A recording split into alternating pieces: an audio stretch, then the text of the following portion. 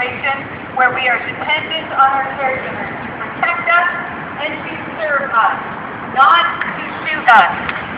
Never again! Never again! Never again! Never again! We also want to thank those who have just spoken to us here. They will now be going into the meeting of the Toronto Police Services Board to repeat and expand on what they know because of their expertise, because of their work with homeless, vulnerable, racialized communities, because of their own experience.